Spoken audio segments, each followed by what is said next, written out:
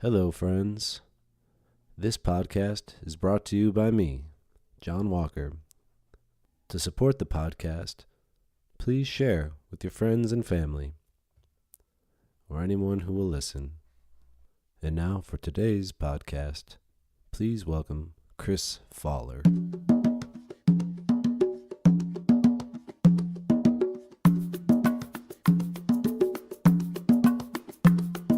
We can start the podcast now. Hello, Chris. Oh, hi, John. Hello. How's it going? It's going good. Thanks for being on my podcast. No problem. So just to get started, did you grow up in Chicago? Kind of. It depends on what you mean by grow up. Like, where were you born?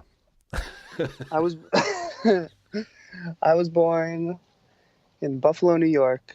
Oh, okay, so not Chicago. Not Chicago. I was born in my family is from Buffalo. I still have most of my extended family there.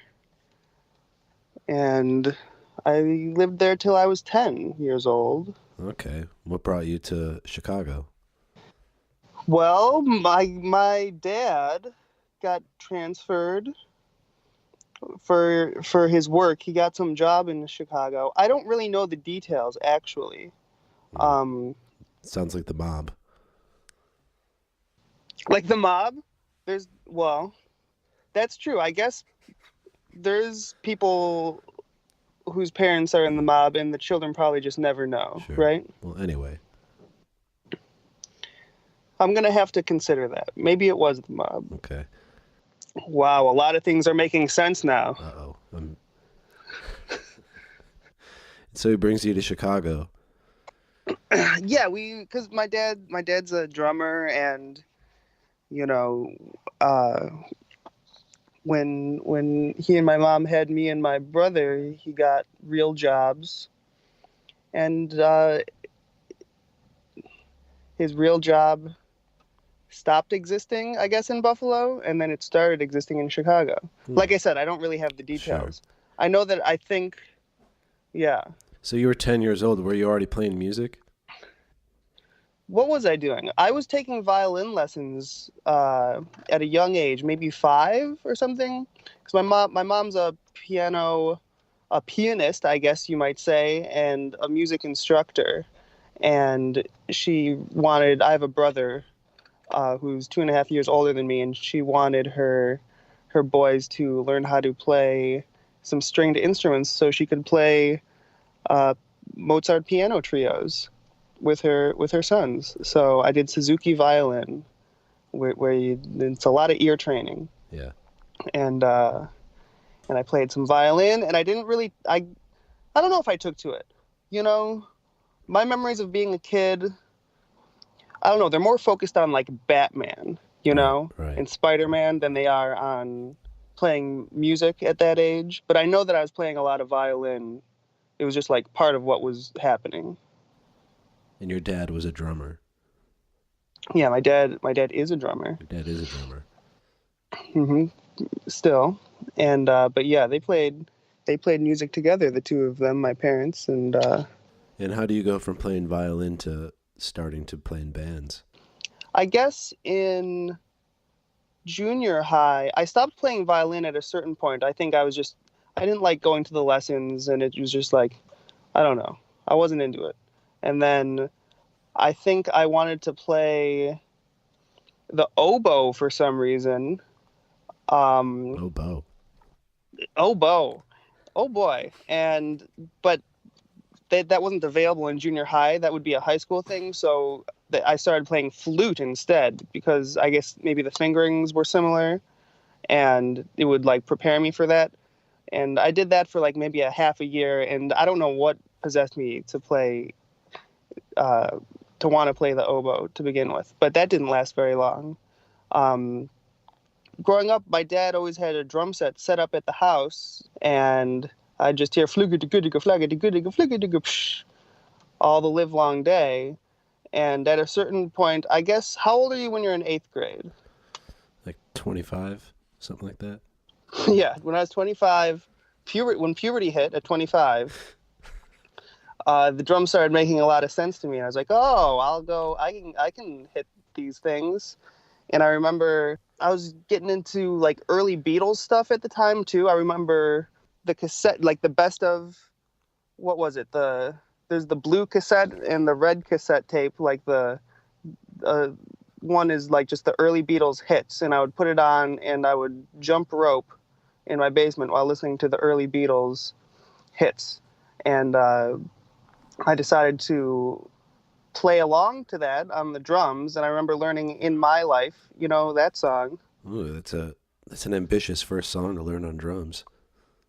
It is, but I think maybe it's just like the part is so sparse, like things aren't necessarily playing together. Sure. It was like one thing at a time, and maybe I could like hear it and like pick it apart, is why I chose that one. Right. But I just remember playing that, and I don't know, and I just kept playing the drums, and I would play along to Foo Fighters and Incubus. I was a big Incubus fan and Foo Fighters fan. Did you play drums in a band? I did. Yeah, my first band, we were initially called Public Service Announcement. Ooh. And then we turned into Broken Step, as our basement step was broken by our guitar player bringing his amp downstairs. And and we played the hits of the day. We covered a little Lighthouse, Hanging by a Moment, maybe a little Higher by Creed, maybe a little Kryptonite by Three Doors Down. There's nothing wrong with that. No, there wasn't anything wrong with it. And then we ended up writing a few original tunes too, which was fun. And then this band, we won the Battle of the Bands at our high school, which was crazy. We didn't really, I guess maybe because... As Broken Step? As Broken Step. And we did play originals, and we played some covers too. It was a big upset because there was another band called Horse Cop. But they were more popular kids and older. But we still won, and I've been chasing that feeling ever since. So how does this all lead to the Hush sound? How does this lead to the Hush sound? After Broken Step, I was in a band called I guess Darren. So Darren is the drummer of the Hush sound. Mm-hmm. I went to high school with him. He was a year younger than me, and there was Broken Step, my band, and he was in a band called Until Sundown, who also played that Battle of the Bands. And at a certain point, they lost their bass player, and I was friends with Darren because we were in percussion ensemble together. So there was an opening in that band. I just decided I didn't know how to play bass, but I said, I'll just play bass. Because my band Broken Step was breaking up, I guess. And I had an acoustic guitar at home. My brother had gotten one for some Christmas, and I was learning how to play maybe Drive by Incubus. And I had an understanding of at least the bottom four strings of that thing. And my dad had an old Ibanez bass at home, and I decided to just be their bass player. And that was really the end of me playing drums for the rest of my life. Wow. Which is really sad in a way, because I love playing the drums, but I chose, instead of being in no band, I decided to play an instrument I didn't know how to play and be in a band with my friends. And what was this band called? This was Until Sundown. Until Sundown. We were on Rock Chicago Records with Mark Allen, Cheese Dog.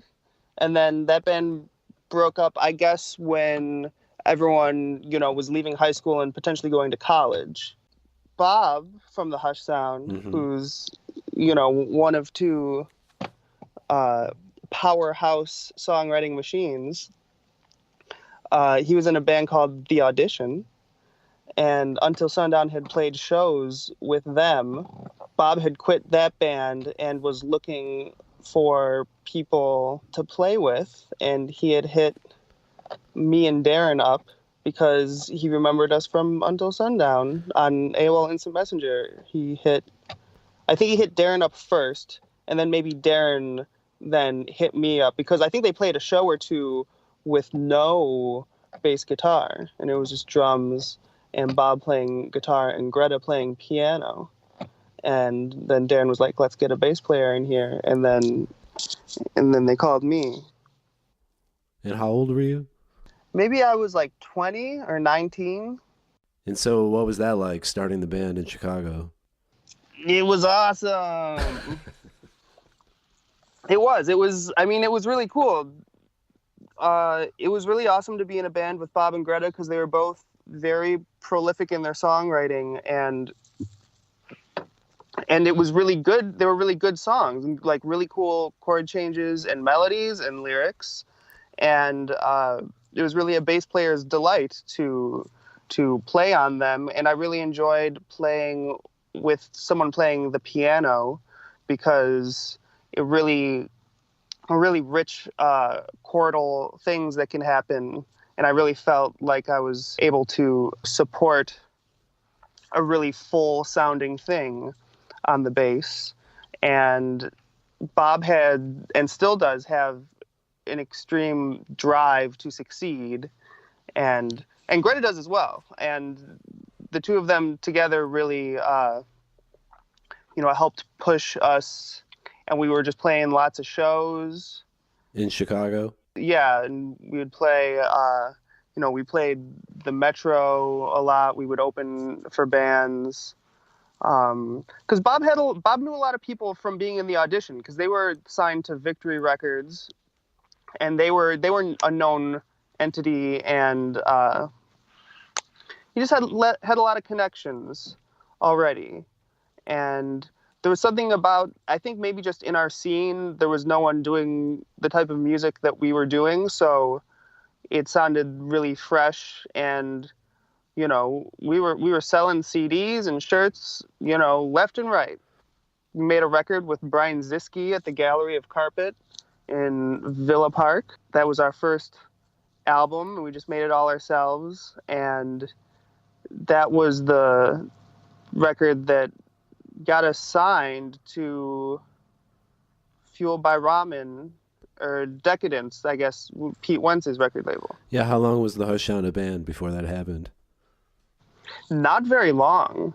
I couldn't tell you specifically, but something like a year. We were a band, we were playing shows, and we recorded a record, and we were putting up good numbers on Pure Volume. Mm. It was, what's his name, who found us? Ryan. Ryan Ross? Ryan Ross. How did he find you? I don't know. He found us online. I don't know. I don't have that story, and I don't think any of us really have that information. But the story is that Ryan had found us online and showed us to Pete. And then Pete was like, "Oh, cool."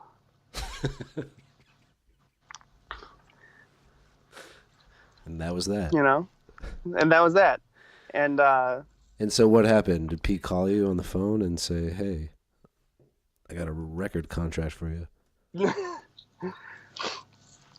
Something like that. I don't know if it was an email.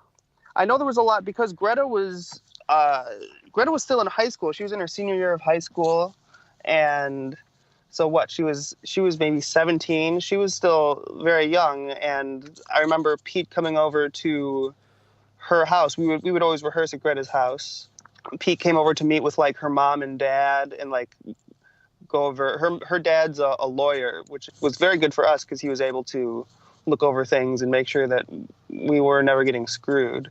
And I know there was a lot of back and forth before we signed anything, mainly because Greta was, underage, and there was a lot to just figure out logistics wise. But from my point of view, it was like I blinked and then we were signed. I was like, oh, well, that was easy. Yeah, what happened after you got signed? What was life like then?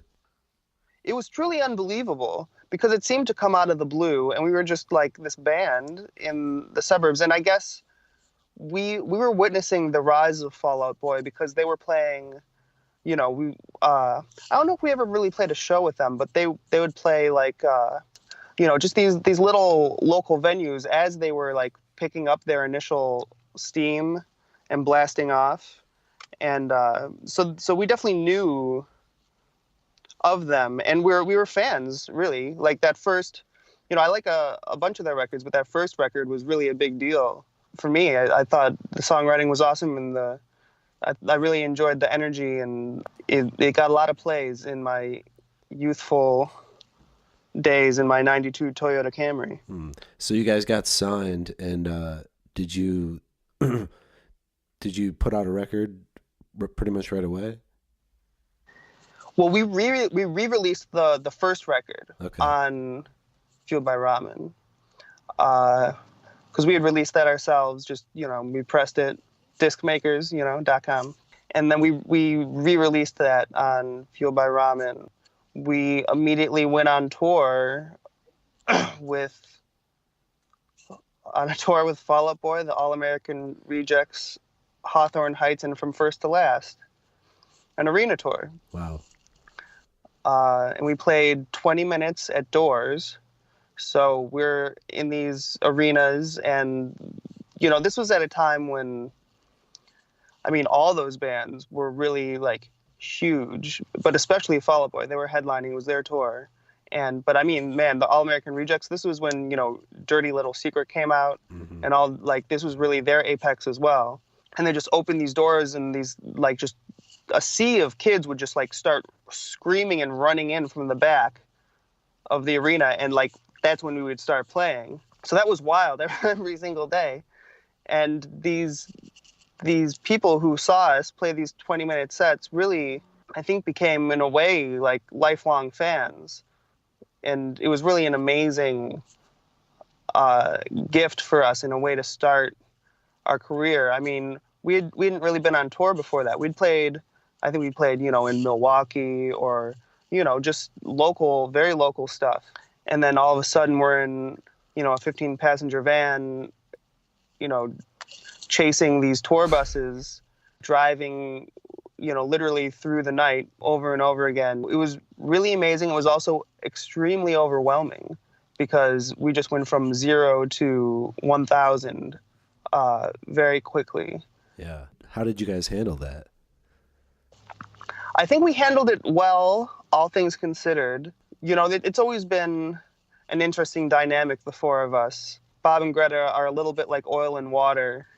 Darren and me are like sweet, sweet chocolate. But we really worked well together at that time, I think. But we handled it well. But like, we'd never been on tour before, so we didn't like know how to get off stage like quickly and efficiently. And I remember From First to Last's sound guy and tech really giving us the business about being efficient on stage, and like really just like, because you think that being on tour is like playing music, but that's such a very small part of it. There's everything leading up to the show, and then there's not getting in anyone else's way, which was a big part of us on that tour, because really it was, we were playing 20 minutes at doors, on a 6-band bill, and there were so many, there's semi-trucks and Teamsters and unions and all sorts of things going on. So we really learned quickly to wrap our shit up and get out of there, which was really a blessing as well, because that stuck with us the rest of our career. Like we get off stage quick, Yeah, you had that good tour etiquette. Absolutely. I remember feeling like bummed out that there wasn't more music playing, because I really like playing music more than, being on tour or anything else. Like I'd rather, I remember like, I think the most fun I've ever had playing in a band was, there was one South by Southwest that we played with the Hush Sound, where we had like 4 back-to-back gigs, and we were like running from venue to venue in between, like in cabs and like stuck in crazy South by Southwest traffic. It was like we played one set and then another set and another, and like by the third set, like we're really in like in a completely different zone, like so warmed up and like really playing like really well, because like when you play a short set, I don't know, there's only so much warming up I think you can do backstage, and then it takes a couple songs on stage to warm up, and then the set's almost over. And then you're packing up, and then you're selling merch. It's an interesting life. It is. It's not really what I expected it to be. Right. Somewhere around that time, you toured and opened up for Panic. Yes. I remember thinking you guys were really good, live especially. And so you guys put out another album then after that, both also on Fueled by Ramen. We made a record with Sean O'Keefe, who was the guy who made that first Fall Out Boy record that we really loved. And I remember we essentially, he was like, I'm done making records. He was a real drama queen. And we essentially begged him to make our record, and he gave in. And he did. And Patrick Stump from Fall Out Boy, the singer, songwriter, fellow, he co-produced it as well, which was awesome. So it's a completely different sounding record. The songs are similar to the first record, I guess, but also pretty different. It was an evolution. That's a cool record. That was our second record, and then we ended up making a third one as well called Goodbye Blues. That was our final record of our classical period. Yeah, then what happened? How long was the Hush Sound an actual active band for? I guess we stopped after that third record because we went on that tour with you guys and Phantom Planet. That was that tour, right? That was your last tour? That might have been my last tour because I quit the band and then they went on a tour without me. They go out with One Republic, and they also did a tour of Japan that I missed. Why did you leave? I was having a real hard time. It was a lot of things, but I remember feeling like completely lost as a human being, and really I remember thinking like I want to have a job, like I want to have, like I don't know what life is. Like at a certain point it became like, I'd wake up and our gear would already be set up and line checked, and I'd wake up and I'd drink a Red Bull, smoke a cigarette, and then take an SHIT, and then go on stage and then play a show and then feel really sad and then do that all over again.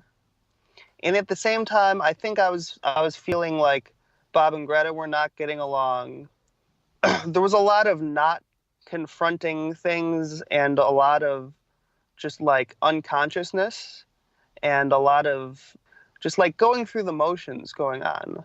At least it felt like to me.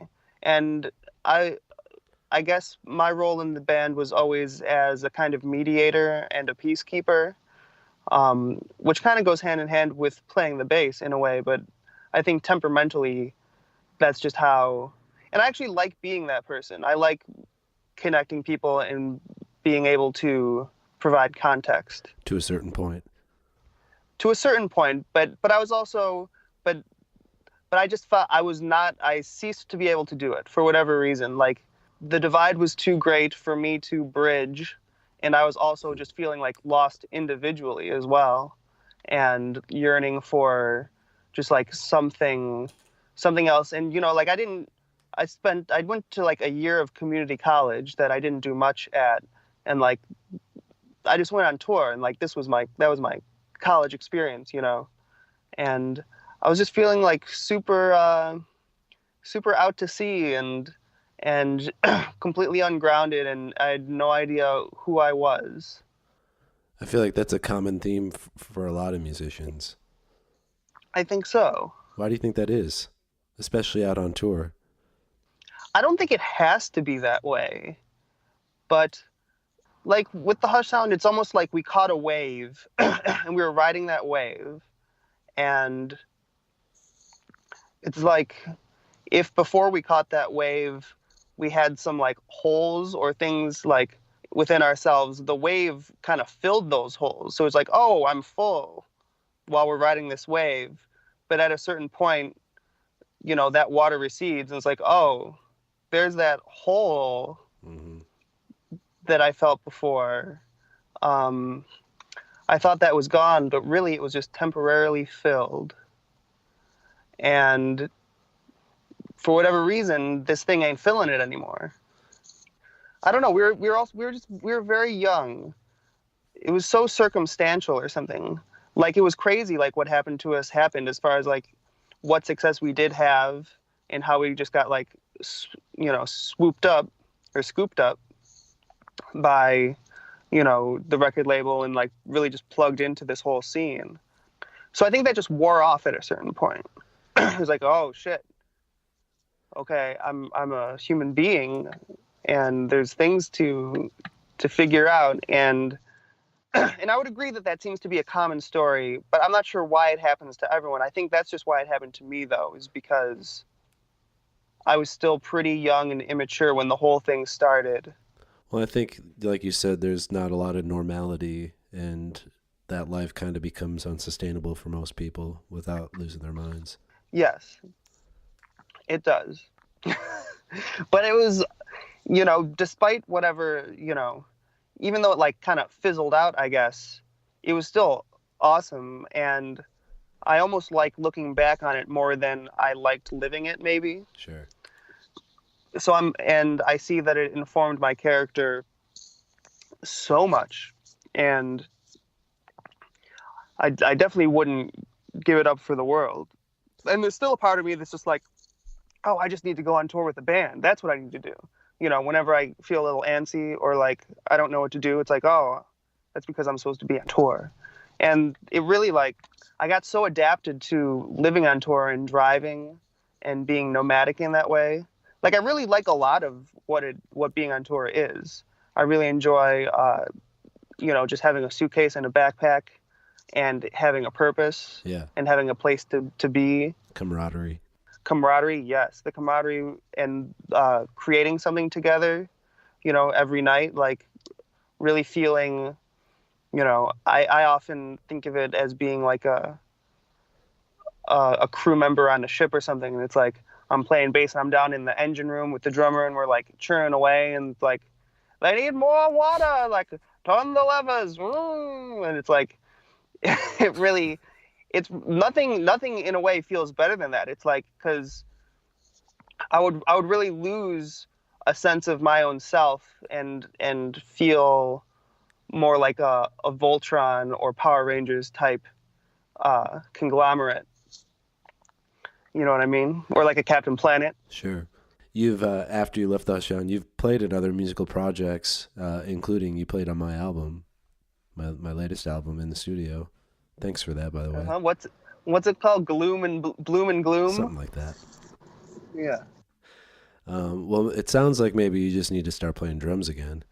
Well, I definitely need to play drums a lot. It's more than anything, it's like my therapy or a spiritual practice or something. Like, a day where I play the drums tends to be a much better day than a day when I don't. And yeah. Well, but I think, hey, Chris. Hey, yeah, John. What's up? No, nothing. Tell me that last thought. No, I have no thoughts. I have. No, I got nothing. All right. Well, hey, thanks for being on the podcast. No problem, John. Thanks for having me. Thank you for tuning in to my podcast, Jon Walker's Podcast. Please subscribe on iTunes, rate and review, share it with your friends.